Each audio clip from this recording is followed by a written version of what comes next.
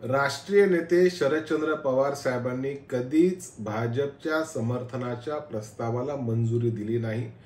त्याच्यामुळे जो दावा ज्येष्ठ नेते प्रफुल्ल पटेलांनी केला तो पूर्ण चुकीचा आहे, खोटा आहे आणि स्वतःच्या पक्षाच्या कार्यकर्त्यांचं मन ऐकून घेणं मला वाटते सर्वांचंच कर्तव्य असतं। ते कर्तव्य पवार साहेबांनी पार पाडलं, परंतु प्रस्ताव हा पूर्णपणे अनदेखा केला, प्रस्तावाला मंजुरी दिली नाही आणि भारतीय जनता पार्टी सोबत जाण्याचा कधीच पवार साहेबांनी निर्णय घेतला नाही।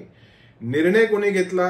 निर्णय घेतला अजित पवारांनी, निर्णय घेतला प्रफुल्ल पटेलांनी, निर्णय घेतला भुजबळ साहेबांनी, निर्णय घेतला वळसे पाटलांनी आणि इतर अजून काही लोकांनी, हसन मुश्रीफांनी निर्णय घेतला, इतर काही अनेक लोकांनी असे निर्णय घेतले। त्याच्या मागे त्यांच्या वैयक्तिक कारणं होती। त्यांनी जरी सांगताना असं सांगितलं असेल की आम्हाला विकासासाठी सरकार बरोबर जायचंय, भाजप सोबत जायचंय, तरी ते कारण महाराष्ट्राच्या जनतेला पटणारं नव्हतं। व्यक्तिगत कारणं होती, ही सगळ्यांना माहिती आहे आणि आपण आता पाहतच आहात की अनेक प्रकरणातून दोषारोपातनं अनेक लोक मुक्त झाल्याचं आपल्याला आता जवळपास पाहायला मिळतंय।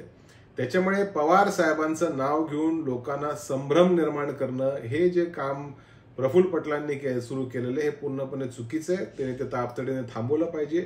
तुम्ही वास्तविक पवार साहेबांच्या विचारांना तिलांजली देऊन भारतीय जनता पार्टी सोबत गेलात, याचाच अर्थ पवार साहेबांच्या पाठीमध्ये खंजीर खुपसून तुम्ही स्वतःचा वैयक्तिक फायदा करण्यासाठी भाजपच्या सोबत बसलात।